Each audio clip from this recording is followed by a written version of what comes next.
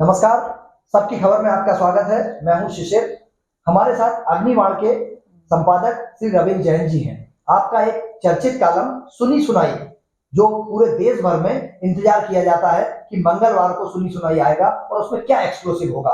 आज हम उनसे जानेंगे पर्दे के पीछे की खबर। सर, आपका बहुत बहुत स्वागत है सबकी खबर पर। धन्यवाद। हमारे दर्शकों को एक उत्सुकता रहती है कि आप जो लेके आ रहे हैं अपनी इस कॉलम में, उसमें पर्दे के पीछे की खबरें लाते हैं। पहली खबर आपने लिखी है, आने वाले समय में लंबे समय से हर भाजपा का नेता, कार्यकर्ता और आम आदमी मध्य प्रदेश का उत्सुक है कि क्या मंत्रिमंडल का विस्तार हो सकता है क्या? देखिए, निश्चित तौर पे मैंने सुनी सुनाई का आज पहला पीस इसी पे लिखा है। दरअसल मेरे पास जो सूचना है, ये मंत्रिमंडल विस्तार फरवरी में होना था, लेकिन किसी कारण से इसको टाल दिया गया था। उसके बाद में आप देखेंगे कि फरवरी के बाद में जो मध्य प्रदेश के प्रभारी मुरलीधर राव जी हैं, जो मध्य प्रदेश में लगातार सह संगठन मंत्री शिव प्रकाश जी हैं, ये सब दौरे कर रहे थे। इन लोगों ने बिल्कुल जमीनी हकीकत का पता लगाकर हाईकमान को दिया। इसके बाद एक एक करके प्रधानमंत्री, गृह मंत्री और भारतीय जनता पार्टी के राष्ट्रीय अध्यक्ष नड्डा जी ने मध्य प्रदेश के दौरे किए और इन दौरों के बाद में अब यह तय हो गया है कि किस किस को रखना है और किस किस को मंत्रिमंडल से हटाना है। तो मेरे पास सूचना यह है कि 15 मई के आसपास मंत्रिमंडल का पुनर्गठन होगा। केवल ये फेरबदल नहीं होगा, विस्तार भी नहीं है, टोटल पूरा जो बदलाव होगा इसमें, और काफी लोग इसमें विड्रॉ किए जाएंगे, कुछ नए चेहरे शामिल किए जाएंगे। और शिशिर जी, मैं आपको बता दूं, एक बड़ी बात यह है कि सिंधिया जी को बहुत बड़ा नुकसान होने की संभावना इसलिए है, आधा दर्जन उनके समर्थक मंत्री बाहर हो सकते हैं। इसके अलावा भारतीय जनता पार्टी जिन मंत्रियों को अगले चुनाव में टिकट देने के मूड में नहीं है, उन्हें भी इसी मंत्रिमंडल फेरबदल में बाहर होने की संभावना है। तो मतलब एक बहुत बड़ा परिवर्तन हमको देखने मिल सकता है यदि 15 तारीख के बाद होता है। देखिए, ये सब अटकलें हैं, ये सब सूचनाओं पे आधारित है। कई बार पार्टी आला कमान भी अपने निर्णय को आगे बढ़ा देता है, जैसा फरवरी से उन्होंने अब मई तक कर दिया है। क्या होगा नहीं पता है, लेकिन जो हमारे पास सूचना है और बड़ी जिम्मेदार सूत्रों से सूचना है कि मई में फेरबदल हो सकता है। बिल्कुल, मई में फेरबदल हो सकता है। बहुत सारों की उम्मीदों पर पानी भी फिर सकता है और बहुत सारे कुछ मिल भी सकता है हमको। मैं आपके अगले कॉलम में जो आपने लिखा है वो भी बहुत चर्चित खबर है और उसका लोग इंतजार कर रहे हैं। बुंदेलखंड क्षेत्र से आज से 30 साल पहले एक महिला नेत्री निकली थी और जो इसी तरीके से कथाएं कहा करती थी और जनता टूट पड़ती थी। लेकिन अब धीरे धीरे ऐसा पता लग रहा है कि भारतीय जनता पार्टी को उसका अल्टरनेट मिल गया है। देखिए शिशिर जी, 30 साल नहीं, लगभग 40 साल से ज्यादा हो गए हैं। सुश्री उमा भारती जी बुंदेलखंड से निकली थी। 6 साल की उम्र से वो कथा कर रही थी, एक अलौकिक कन्या के रूप में उनकी प्रसिद्धि देश विदेश में हुई थी और उस प्रसिद्धि को भांपा था राजमाता सिंधिया ने। उन्होंने उनको तत्काल पकड़ा, पहले ग्वालियर महल में कथा कराई और धीरे धीरे राजमाता सिंधिया उनको भारतीय जनता पार्टी की ओर लाई। उन्होंने राम मंदिर आंदोलन से जोड़ा उमा जी को सांसद बनाया और संसद में भेजा। तो उमा भारती एक प्रखर नेता भारतीय जनता पार्टी के रही है और 4 दशक उनके बड़े शानदार रहे हैं। लेकिन अब ऐसा लगता है कि उमा जी उतनी सक्रिय नहीं है।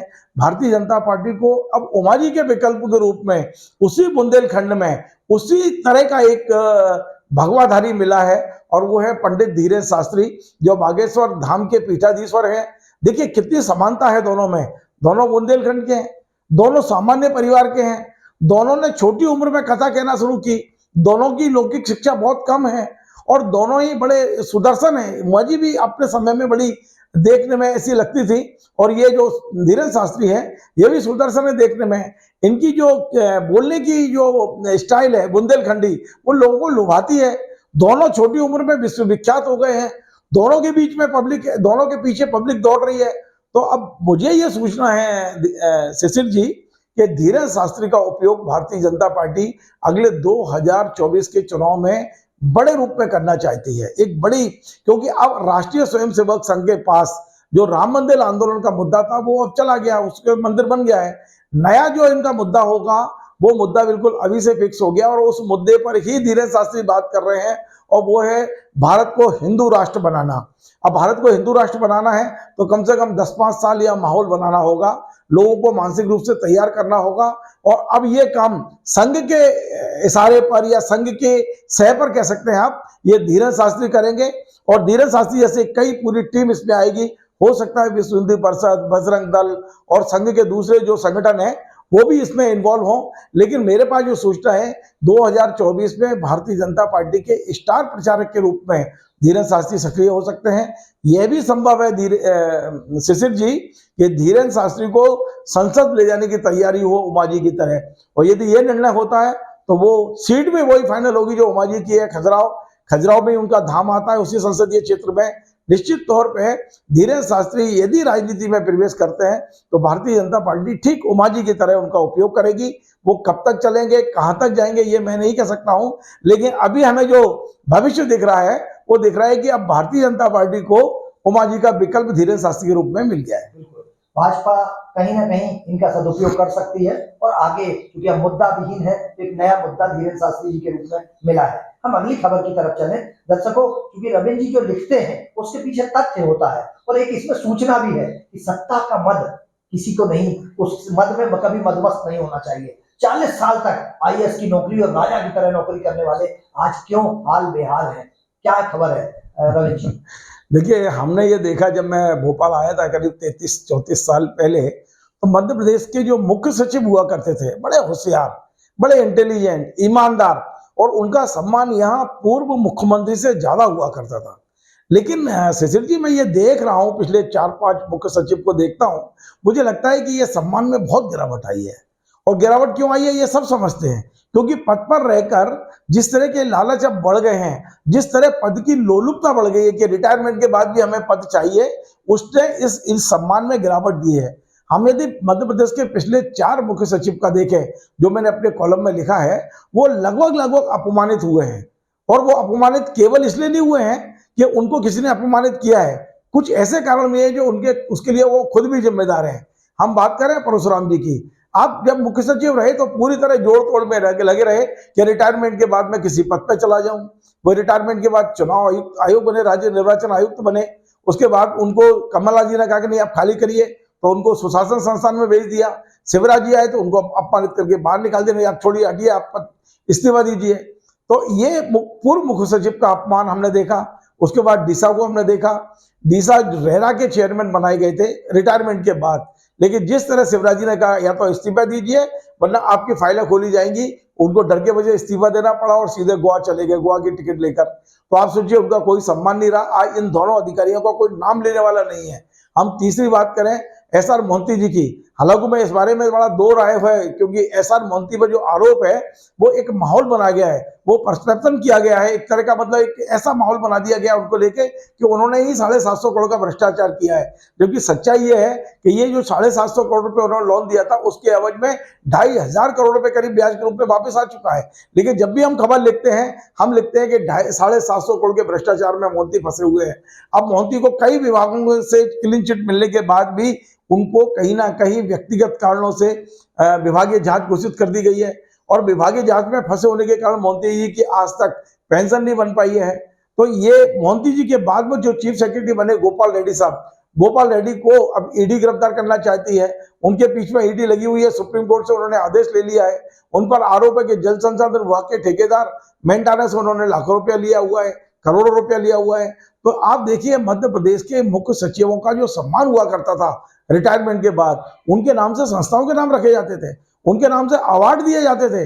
और आज स्थिति यह है, पूर्व मुख्य सचिवों की कोई उनके नाम लेने में भी शर्म महसूस करता है। तो इसको मैंने इसलिए लिखा है कि ये जो आईएएस अधिकारी आज कुर्सियों पर बैठे हुए हैं, वो इस चीज को समझ लें कि आपकी करनी से ही आपका नाम होगा और आपके करने से ही आपका नाम बिगड़ेगा। बिल्कुल। हम अगली खबर की तरफ चले। जैसा रविंद्र जी ने लिखा है, हम हर कालम, हर सप्ताह के कालम में एक जनता से सीधा सरोकार रखने वाली ये स्वास्थ्य विभाग से जुड़ी खबर है, एनएचएम की खबर है, और इसमें करोड़ों रुपए के भ्रष्टाचार की बात आपने लिखी है। सर, क्या है पूरा मामला? देखिए, मैं लिखने के मामले में बड़ा क्लियर हूँ। यदि दस्तावेज मेरे पास है तो मैं लिखने से नहीं चूकता हूँ। मैं चाहता शिशिर जी तो मैं उस महिला अधिकारी का नाम भी लिख सकता था जिसकी कलम से ये भ्रष्टाचार हुआ है, लेकिन मैं चाहता हूं कि जो लोग प्रभावित हुए हैं वो लोकायुक्त जाए और हाईकोर्ट जाए। मामला यह है कि जो हेल्थ डिपार्टमेंट है उसकी तमाम सारी ऑनलाइन जानकारियों को एक बटन पर लाने के लिए एक सॉफ्टवेयर तैयार कराया जाना था। उसका टेंडर हुआ। मध्य प्रदेश की एजेंसियों ने मात्र 5-5.5 करोड़ में ये टेंडर बनाना और इसको 3 साल मेंटेन करने का प्रस्ताव दिया था। लेकिन कहीं ना कहीं सेटिंग थी इसकी, और 2 ऐसी कंपनियों को चयन किया गया जिनके पास में वो सब क्षमताएं नहीं थी जो बताई गई थी, और इसके बाद भी ये अधिकारियों ने मनमाने तरीके से बाकी सारी कंपनियों को बाहर कर दिया, 2 का चयन किया। और आपको आश्चर्य होगा जानकर, वो मेरे पास सारे दस्तावेज हैं। ये जो काम करने का जो वो वर्क ऑर्डर दिया गया है वो 26 करोड़ 99 लाख रुपए का दिया गया है, यानी कि करीब करीब आप 22 करोड़ रुपए एक्स्ट्रा दिए गए हैं। और ये मैं मानता हूं कि इस 22 करोड़ में से कम 20 करोड़ रुपए की बंदरबाट मुझे नजर आती है। किस तरह से मध्य प्रदेश में भ्रष्टाचार हो रहा है शिवराज जी को समझना चाहिए। मैंने हालांकि ये दस्तावेज किसी के माध्यम से शिवराज जी को भेजे हैं 2 दिन पहले, यदि वो समझते हैं और इनको कार्रवाई करते हैं तो अच्छी बात है, वरना जो प्रभावित कंपनियां हैं उनके पास में लोकायुक्त और हाईकोर्ट जाने के अलावा कोई चारा नहीं है। बिल्कुल, जनता से जुड़ी खबर है। एक और जनता से जुड़ी खबर, हम क्योंकि हमारे ऊपर हम वैसे ही कर्जे में दबे हुए हैं, और मध्य प्रदेश में इन दिनों आपके एक कॉलम में खबर आई है कि गली गली मंत्री जी घूम रहे हैं, तो क्या है पूरा मामला सर? देखिए, सुप्रीम कोर्ट का बड़ा क्लियर आदेश है कि जिस राज्य में जितने विधायक हैं उस विधायकों के 15% ही मंत्री बनाए जा सकते हैं। यदि उसको देखा जाए तो मध्य प्रदेश में 230 विधायक हैं, 15% यानी हमारे यहाँ 36 मंत्री बन सकते हैं लगभग।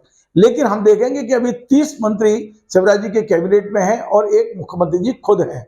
लेकिन इसके बाद मंत्री पद का दर्जा देने के नाम पर जिस तरह की रेवड़ियां बांटी जा रही हैं इस समय मध्य प्रदेश में, मेरे पास सूची है शिशिर जी, लगभग 70 से ज्यादा भारतीय जनता पार्टी नेताओं और संघ के पदाधिकारियों को कैबिनेट मंत्री का या राज्य मंत्री का दर्जा दे दिया गया है। यानी इन्हें लाखों रुपए तनख्वाह में दिए जा रहे हैं, इनको बंगले दिए जा रहे हैं, इनको वाहन दिए जा रहे हैं, तमाम सारी सुविधाएं इनको दी जा रही हैं, और बदले में ये क्या दे रहे हैं, ये सिर्फ भारतीय जनता पार्टी को अगले चुनाव में जिताने की जिम्मेदारी ले रहे हैं। यदि इस तरह का मध्य प्रदेश खजाने को लूटा जाएगा तो ये बिल्कुल उचित नहीं है। मैंने आज अपनी खबर के माध्यम से बताने की कोशिश की है कि ये जो रेवड़ियां बट रही है ये अभी बंद नहीं हुई है, और आप ये जानकर चौंक जाएंगे। मैं सारे दर्शकों को बताना चाहता हूं कि ज्योतिरादित्य सिंधिया जी के साथ जो विधायक बगावत करके बीजेपी में आए थे, उनमें से ग्वालियर चंबल संभाग के 7 विधायक उपचुनाव हार गए, और हारने के बाद उन्हें घर बैठना था क्योंकि पब्लिक ने उन्हें घर बिठाया था। लेकिन इसके बाद उन्होंने अपने राजनीतिक प्रभाव का उपयोग किया, शिवराज जी पर दबाव डाला, और वो हारे हुए 7 लोगों को निगम अध्यक्ष बनाया गया और उनको कैबिनेट मंत्री का दर्जा दिया गया। तो इस तरह से जो रेवड़ियां बांटी जा रही है और सरकारी खजाने को जो नुकसान पहुंचाया जा रहा है वो बिल्कुल गलत है, और उसी को लेकर मैंने ये खबर अभी आप इसमें अपने कॉलम में ली है। और मैं बता दूं, मेरे पास सूचना ये है कि लगभग करीब 30 से 35 नेता भी और हैं जो अगले 1 आध महीने के अंदर कैबिनेट मंत्री या राज्य मंत्री का दर्जा प्राप्त करने के लिए संघ और भाजपा की परिक्रमा करने में लगे हुए हैं। यानी कि मध्य प्रदेश में 30 मंत्री होंगे शिवराज कैबिनेट में, और 100 से ज्यादा मंत्री पद का दर्जा प्राप्त लोग होंगे जो हूटर बजाते हुए गली गली में घूम रहे हैं। मुझे नहीं लगता कि इनके ये हूटर बजाने से कोई मध्य प्रदेश की जनता इनको वोट देगी, या ये वोट दिलाने में बहुत ज्यादा सक्षम होंगे। जो व्यक्ति सड़क पर चलता है वो ज्यादा वोट दिला पाता है, जो कार में हूटर बजाता है वो वोट ज्यादा कटवा सकता है, दिलवाने की क्षमता तो बहुत कम होती है। बिल्कुल, चूंकि ये जनता के गाढ़ी खून पसीने की कमाई से इस पर खर्च हो रहा है, इसलिए ये कॉलम से आम जनता को जागरूक करने की कोशिश की है आपने। मैं अगली खबर की तरफ चलूंगा। सरकार बहुत व्यस्त है, सरकार के पास समय नहीं है, लॉ एंड ऑर्डर बहुत मेंटेन है। वही वजह है जो अगली खबर आपने लिखी है उसमें कॉलम में आपने लिखा है मुरैना एसपी लगभग 1 महीने होने के आसपास है, 1 महीने से मुरैना एसपी के पद खाली है, वहां कोई एसपी नहीं है। क्या वजह हो सकती है? देखिए, 5 अप्रैल को शिवराज जी वहां गए थे मुरैना, वहां शिकायत मिली, जो आशुतोष बागरी पुलिस अधीक्षक थे उन्होंने 5 तारीख को उनको हटा दिया, और 5 तारीख को वो रिलीफ भी हो गए वहां एडिशनल एसपी राय सिंह नरवरिया को चार्ज देके। लेकिन आप देखेंगे 5 तारीख से आज 19वां दिन हो गया है, लगभग 20 दिन हो गए हैं, मुरैना में एसपी की नियुक्ति नहीं हुई है। मेरे सूत्र मुझे ये बताते हैं कि कुछ नाम भेजे गए थे गृह विभाग द्वारा, लेकिन किसी भी नाम पर अभी वहां जो ग्वालियर चंबल संभाग के बीजेपी के नेता हैं उनकी सहमति नहीं बनी है। लेकिन हमारे सूत्र ये भी बता रहे हैं कि वो मुरैना में जो एडिशनल एसपी है राय सिंह नरवरिया बहुत ही काबिल अफसर माने जाते हैं, राज्य पुलिस सेवा के अधिकारी हैं, और 2 मई को उनके प्रमोशन होना है आईपीएस में उनका, उसकी डीपीसी है, शायद 3 तारीख को वो आईपीएस बन जाएंगे। हो सकता है शिशिर जी कि राय सिंह नरवरिया के आईपीएस बनते ही उन्हें मुरैना में फुल फ्रेश एसपी का चार्ज दे दिया जाए, ऐसी संभावना अभी बताई जा रही है। अभी इसकी कोई सूचना मेरे पास पुख्ता नहीं है।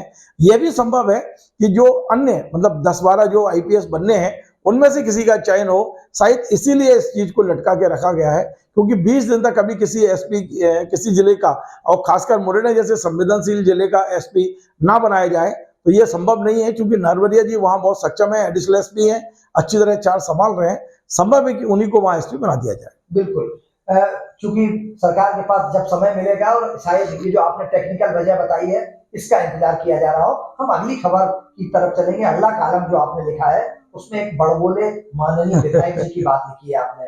मुझे ऐसा लगता है कि दर्शकों को जानना चाहिए कि ये क्या चल रहा है भारतीय जनता पार्टी में।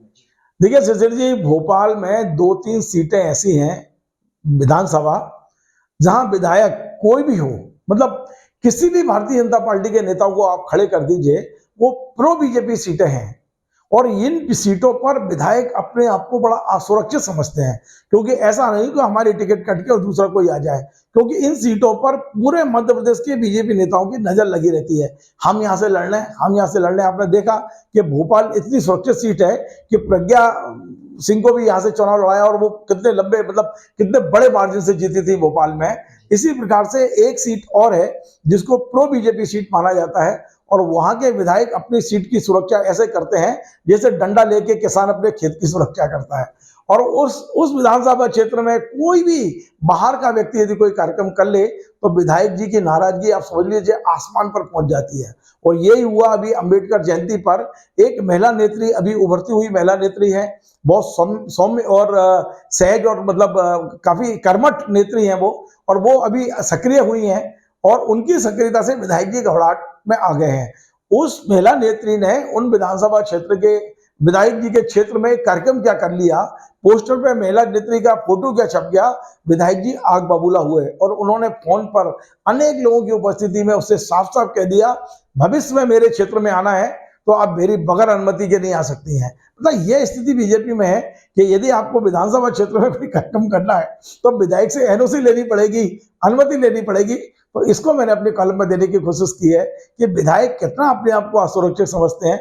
विधानसभा सीट तो सुरक्षित है बीजेपी के लिए, लेकिन विधायक पूरी तरह से सुरक्षित नहीं है शायद। बिल्कुल, अपनी असुरक्षा के भाव कहीं ना कहीं उनकी जबान पर आ जाते हैं। दर्शकों, आपने देखा श्री रविंद्र जैन जी जो अग्निबाण के संपादक हैं और आपका ये चर्चित सुनी सुनाई कॉलम हम चाहते हैं कि हर सप्ताह दर्शकों तक हम इसका वीडियो एडिशन भी पहुंचाएं। एक और आग्रह है आपसे, अगर आपको अच्छा लगता है प्रोग्राम तो इसको लाइक करें, शेयर करें और यदि आप इसको सब्सक्राइब करेंगे तो हमारा हर नोटिफिकेशन आप तक पहुंचेगा और हर महत्वपूर्ण खबर जो हम आप तक पहुंचाना चाहते हैं वो आप तक पहुंचेगी। रविंद्र जी, आपका बहुत बहुत धन्यवाद।